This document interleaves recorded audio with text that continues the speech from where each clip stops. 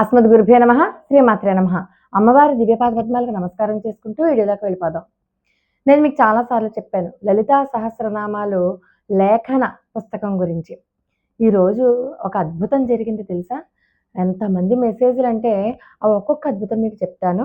మీరు వినండి. ఎవరికైనా ఈ వీడియో వల్ల ఉపయోగం ఉంటే వాళ్ళు కూడా ఈ వీడియో వల్ల ఉపయోగించుకోవచ్చు. వాళ్ళ బాధలు, కష్టాలు కూడా పోగొట్టుకోవచ్చు. ఒక ఆవిడ రోజు ఈ లలితా సహస్రనామాలు వింటోంది. అలాగే లేఖన పుస్తకం తెప్పించుకుని రాసుకుంటున్నారు. రాసుకుంటూ ఒక్కొక్క నామాన్ని అంటున్నారు. అని ఖాళీ దొరికినప్పుడల్లా ఏం చేస్తున్నారంటే కాస్త చేతిలో నువ్వుల నూనె తీసుకుని ఆవిడకి మోకాళ్ళ నొప్పులు. మోకాళ్ళ నొప్పులతోటి ఆవిడ ఆ నామాన్ని జపం చేసుకుంటూ మోకాలికి ఈ నూనెతో మర్దన చేసుకుంటున్నారు పైనుంచి కింద దాకా. అలా చేసుకోగా మరి ఎలా పోయిందో తెలీదు. అసలు మేడ మెట్లు ఎక్కలేదు, మెట్లు దిగలేరు. అలాంటి ఆవిడ చక్కగా అన్ని పనులు చేసుకుంటున్నారు. మెట్లు ఎక్కుతున్నారు, దిగుతున్నారు. ఆవిడ ఆశ్చర్యపోయారు. ఇంత అద్భుతం జరుగుతుందా? అయితే హెల్త్ ఇష్యూస్‌కి లెక్కే లేదండి. పిల్లల పెళ్ళిళ్ళు కావడం అయితేనేమి, ఉద్యోగం రావడం అయితేనేమి, ఇంకా హెల్త్ ఇష్యూస్ అయితే లెక్కే లేనన్ని హెల్త్ ఇష్యూస్. ఒక ఆవిడకి పాపం ఇల్లు కట్టుకున్నారు, ఇల్లు కొనుక్కున్నారు. కానీ రిజిస్ట్రేషన్ అవ్వలేదు. ఎందుకు అవ్వలేదు అంటే సరిగ్గా చేతిలో డబ్బులు లేవు. డబ్బులు లేక రిజిస్ట్రేషన్ ఆగిపోయింది. ఎన్ని రకాల ప్రయత్నాలు చేశారో అయినా ఏమీ అవ్వలేదు.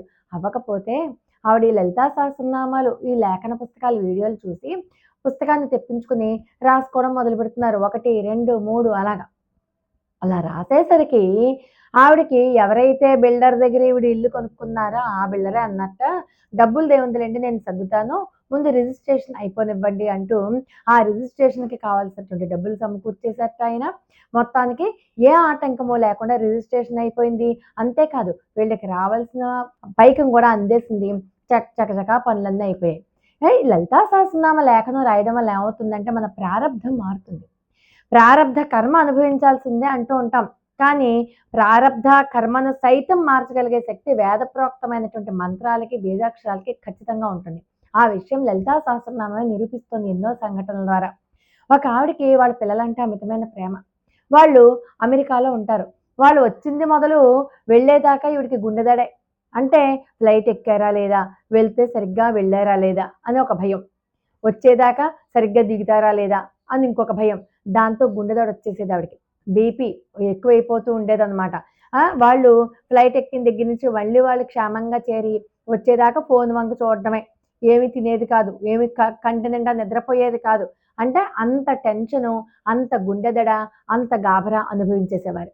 అలాంటి ఆవిడ ఈ లలితా సహస్రనామాల లేఖనం పుస్తకం రాసుకోవడం మొదలుపెట్టేసరికి ఒక్కొక్క నామాన్ని చక్కగా ఒక్కొక్క అక్షరాన్ని పైకి చదువుతూ శ్రీమాతా శ్రీ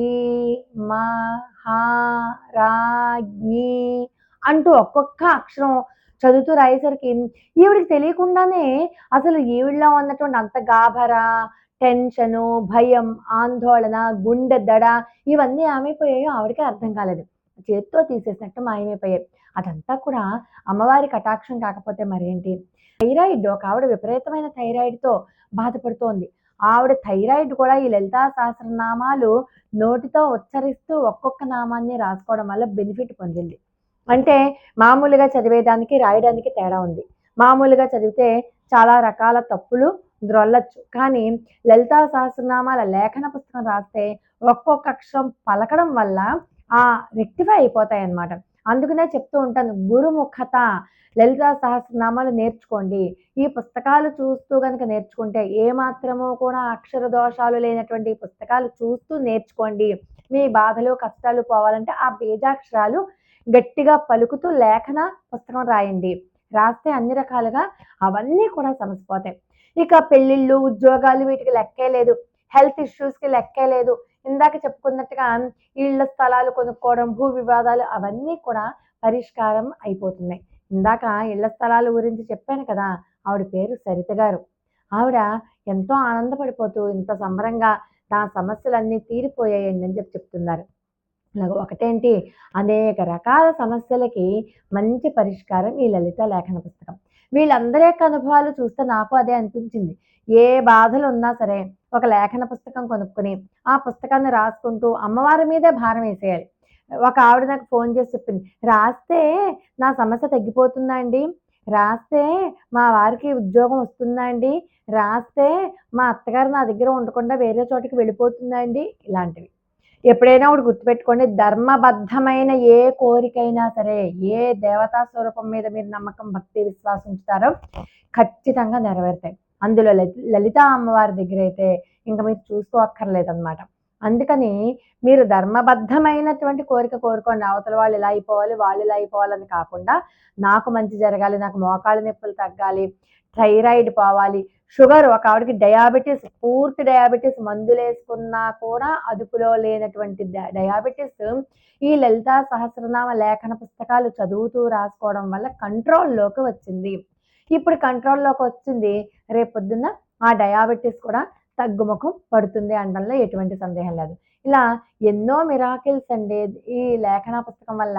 అందుకని మీరు శుక్రవారం రాయాలా, పౌర్ణమి రాయాలా, లక్షవారం రాయాలా అన్నదాన్ని పక్కన పెట్టేసి, మీకు ఏ సమయంలో వీలైతే ఆ సమయంలో కూర్చుని రాసుకోవడానికి ప్రయత్నం చేయండి. పొద్దున్న, మధ్యాహ్నం, సాయంకాలం వదిలిపెట్టేసేయండి. ఎప్పుడు కుదిరితే అప్పుడు. కాకపోతే శుచి, శుభ్రతని పాటించండి. అంటే రాసిన ప్రతిసారి స్నానం చేసి రావక్కర్లేదు. కాళ్ళు, చేతులు కడుక్కుంటే చాలు. మూత్ర విసర్జనకి ఏమీ బెంగలేదు, కానీ మల విసర్జన చేసినప్పుడు మాత్రం కాస్త బట్టలైనా మార్చండి కనీసం. స్నానం అనారోగ్య కారణాల వల్ల స్నానం చేయలేకపోతే కనీసం బట్టలైనా మార్చేసేయండి. స్నానం చేస్తే మెరుగు. అలాగే మాంసాహారానికి దూరంగా ఉండండి. మీ ఇష్టం. తర్వాత ఉల్లి వెల్లుల్లికి కూడా దూరంగా ఉంటే మంచిది. ఖచ్చితంగా అంటే ఖచ్చితంగా 100% ఫలితాలొస్తాయి. మీకు మొన్నే కదా చెప్పాను. విజయవాడలో ఉన్న ఆవిడ కేవలం 10 నామాలు రాస్తేనే ఆవిడకి మంచి గుణం కనపడింది. అప్పటిదాకా ఎంతో మంది డాక్టర్ల దగ్గరికి వెళ్ళినా కూడా కనపడని సొల్యూషను 10 నామాలు రాసేసరికి రోజుకి ఒక నామమే రాసింది ఆవిడ. 10 రోజులకి 10 నామాలు. అంతే, రోగం అంతా పోయింది. అలాగా కొంతమందికి 10 నామాలు రాస్తేనే అవుతోంది. కొంతమందికి ఒక పుస్తకం రాసిన తర్వాత గుణం కనబడుతుంది, ఫలితం కనబడుతోంది. కొంతమందికి 10 పుస్తకాలు రాశాక, అంటే సమస్య తీవ్రతని బట్టి మనం రాసే పుస్తకాలు ఎంచుకోవాలన్నమాట. సమస్య తీరలేదు అంటే మనకి ఇంకా కర్మ పోలేదు అని అర్థం.